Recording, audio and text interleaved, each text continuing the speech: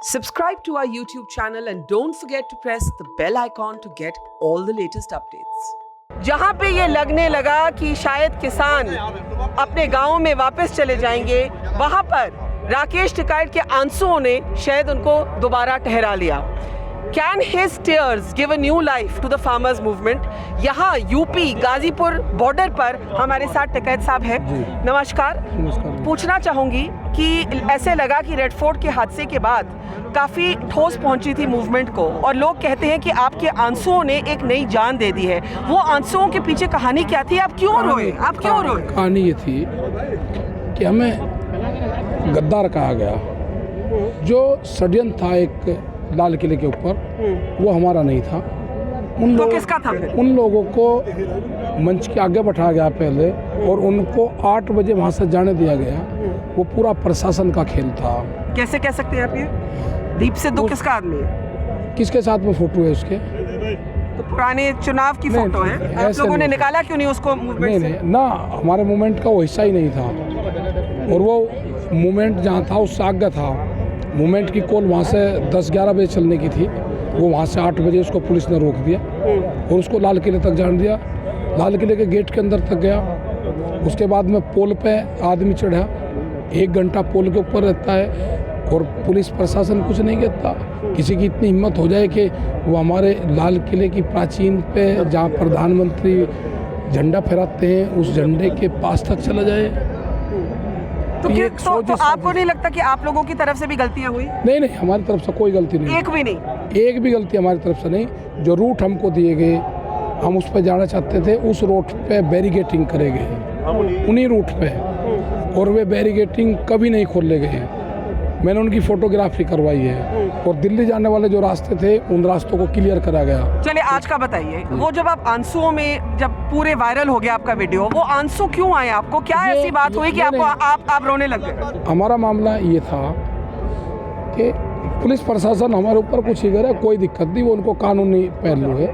हमको फोर्स से हटाओ, वो कोई दिक्कत नहीं, सरकार के ऑर्डर होंगे। प्रशासन फोर्स का इस्तेमाल करता है।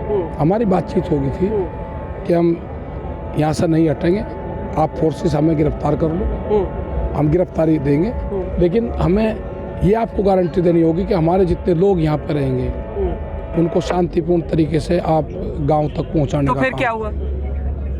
मंच के ऊपर अधिकारी, यहाँ पर 2000 फोर्स लग रही, और 400 आदमी, यहाँ के 2 बीजेपी के विधायक, उनके साथ में 400 आदमी लाठी डंडों से लैस, और हमारे लोगों के साथ में मारपीट करने लग रहे। समाज को ये दिखाना चाहते हैं कि ये किसान देश का गद्दार है, जो ये सरदार लोग हैं देश के गद्दार हैं। यहाँ पे किसान की पगड़ी उछालने का काम करा गया, वो हमारे से बर्दाश्त नहीं हुआ। हमने कहा कि ना, हम गिरफ्तारी देंगे, हम डट कर जो इलीगल लोग यहाँ पाए उनका मुकाबला करेंगे।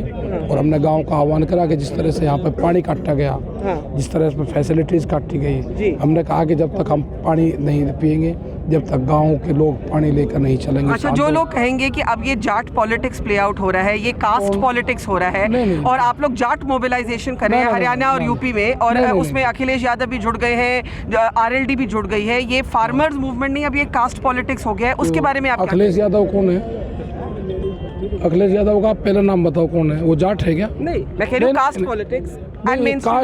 कास्ट नहीं है। फिर इसका कास्ट का कोई नहीं है, इसमें बहुत लोग हैं। ये मुद्दा किसान का है, ये मुद्दा आम आदमी का है, ये मुद्दा जो शहरों में हमारे लोग रह रहे हैं उनका है, ये मुद्दा व्यापारी, बड़े कॉर्पोरेट और आम जनता का है।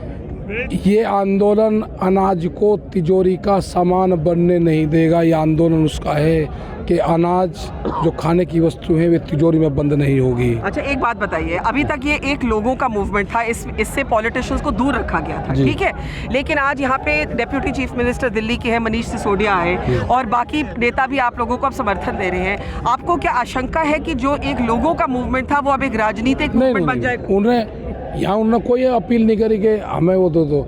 यहाँ अलग अलग तरह के लोग के वे आ रहे हैं, उनका धन्यवाद है। उनको कोई मंच शेयर नहीं करा, वे नीचे आए, मेहमान हैं, उसकी आस्था किसी में भी हो सकती है ना। उसने अपनी पार्टी का वो लिया कि मुझे वोट दो। यहाँ पे ये समाजवादी से हैं, ये नीचे खड़े हैं, ये समाजवादी से है। तो जो लोग कहेंगे आप लोग अपनी राजनीति ले आए हैं। हम किसान के बेटे हैं, हम विधानसभा में हमेशा किसान की बात उठाते हैं, गांव में किसान की बात उठाते हैं, खेती करने वाले लोग हैं। आज खेती खतरे में है, उपभोक्ता खतरे में है, उसी लड़ाई को हम पॉलिटिक्स क्या होती है, यहाँ हर आदमी उसकी आस्था जहाँ पे है वो वहाँ पे वोट देता है। मैंने वोट किसी को दी, मेरी वाइफ ने वोट अलग दी। आप तो बीजेपी को पसंद करते थे। मैंने बीजेपी को वोट दी, मेरी वाइफ ने दूसरे को वोट दी। वोट देने का सबका अधिकार है। आज भी बीजेपी को वोट देंगे? नहीं, मेरा वो नहीं है वोट देने का, किसका वो है मैं वो बताया, वोट का बताना नहीं चाहिए, लेकिन मैंने दिया। मेरी वाइफ को नहीं थी, उसने किसी और को दिया।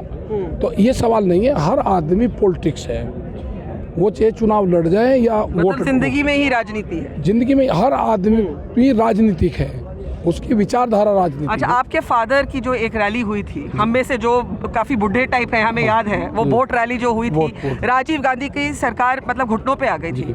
आपको लगता है कि आज आप में वो ताकत है कि जब 4 यूनियन विड्रॉ कर चुके हैं इस मूवमेंट से, आपको लगता है कि अब वो ताकत बनाना मुश्किल होगा? नहीं, ये आंदोलन किसी आदमी पर नहीं चल रहा, नए आंदोलन किसी यूनियन पर चल रहा। ये आम देश का किसान इस आंदोलन को चलाएगा, आम देश की जनता इस आंदोलन को चलाएगी, और जो इशू हैं वे हम कामयाबी तक लेकर जाएंगे। अच्छा, सरकार की तरफ से कोई फीलर्स आए कि दोबारा बातचीत शुरू हो? बातचीत होगी, हमने कहा है कि ये बातचीत से समाधान होगा, और हमने सरकार से कहा कि इसकी दोबारा फिर बातचीत शुरू करो। आपने बोला है सरकार हाँ, को? बोला है। सरकार में किसी मंत्री या किसी ऑफिशियल से बातचीत? नहीं, हमारी वैसे नहीं, हमने मीडिया के माध्यम से बोला है। और उनकी तरफ से कुछ रिस्पॉन्स आया है, किसी को बताया कि बातचीत करेंगे। अच्छा, तो आपको लगता है अभी भी रास्ता निकल सकता है? नहीं, रास्ता उसी से ही निकलेगा। रास्ता ये वैचारिक क्रांति है, विचार की क्रांति को आप गोली में नहीं बदल सकते। अच्छा, एक बात बताइए, जब इंडिया अगेंस्ट करप्शन हुआ, आज मनीष सिसोदिया यहाँ आए, तो उसमें से निकली आम आदमी पार्टी। आपको लगता है कि इस मूवमेंट से एक नई राजनीतिक दल का पैदाइश हो सकती है?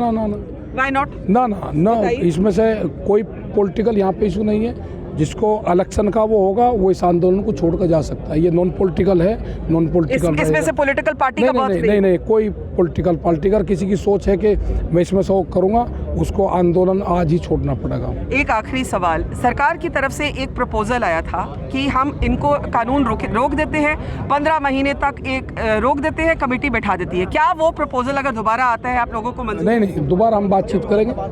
मना नहीं कर रहे, लेकिन मना नहीं कर रहे, उस पर हमें मंजूर नहीं है। दोबारा बातचीत करेंगे, जहाँ समझौता होगा वहाँ पे बातचीत रुका। और यहाँ कितनी देर बैठेंगे, और यहाँ पानी और बिजली की क्या व्यवस्था है? नहीं होगा पानी बिजली, हम यहाँ पर अपना बोरिंग करेंगे। जमीन हमारी है, जमीन का पानी हमारा किसान का है, हम अपने संसाधनों से यहाँ पे पानी उत्पन्न करेंगे। अगर आपको कुछ अलग करना होता, जो आप कहते, आपने शुरू में कहा मेरी कोई गलती नहीं हुई, अगर एक चीज़ कुछ अलग करनी होती आपको, तो वो क्या अलग करते? नहीं, किस चीज़ में? इस मूवमेंट, जिस तरह से ये मूवमेंट चली है, हो सकता है कि हर इंसान को लगता है यार मैं काश ऐसे कर लेता या वैसे कर लेता। आपको लगता है कि आपसे कोई गलती हुई? नहीं, हमारे से कोई गलती नहीं हुई। हमारे जितने 4 लाख ट्रैक्टर यहाँ पे आए। आप रेड फोर्ट पे जो वायलेंस हुई उसकी रिस्पॉन्सिबिलिटी तो आपने, मॉरल रिस्पॉन्सिबिलिटी तो ली थी आपने? नहीं, वहाँ की नहीं थी। रेड फोर्ट का हमारा कोई कॉल नहीं था। रेड फोर्ट पे जो लोग गए उनके खिलाफ कार्रवाई करो। आपके खिलाफ नोटिस है, और एंटी टेरर आपको टेररिज्म यूएपीए का नोटिस है। कोई बात नहीं, मैं उसका जवाब दूंगा, और मैं जितनी सजा होगी मैं उसकी सजा भुगतूंगा। मैं देश के कानून को मानने वाला आदमी हूँ। बीजेपी के साथ अभी भी रेकन्सिलिएशन हो सकता है, दोस्ती बन सकती है? नहीं, हमारी तो बीजेपी से हमारी नाराजगी नहीं है। बीजेपी एक पार्टी है, हमारे इशू भारत सरकार से है। बीजेपी एक पार्टी है, बीजेपी के लोग यहाँ पे समर्थन हमको देते हैं जी। बहुत वे लोग हैं जिन्होंने बीजेपी को वोट किया जी। बीजेपी से हमारा कोई वो नहीं है, जो गलत विचारधारा है हमारा उससे है, हमारा किसी पार्टी से कोई मनमुटाव नहीं। कब लगता है बातचीत सरकार के साथ दोबारा शुरू हो जाएगी? जब भी चाहेंगे, जब हो जाएगी। Thank you. राकेश टिकैत जी कहते हैं कि भाई हम बैठे हैं, तब तक बैठे हैं जब तक बातचीत दोबारा नहीं शुरू होती। मानते नहीं है कि रेड फोर्ट पे जो हुआ किसानों की गलती थी, और माना जा रहा है यहाँ की टिकैत जी की जो आंसू थे, शायद उसी में से एक नई एनर्जी शायद इस किसान आंदोलन को मिल सकती है।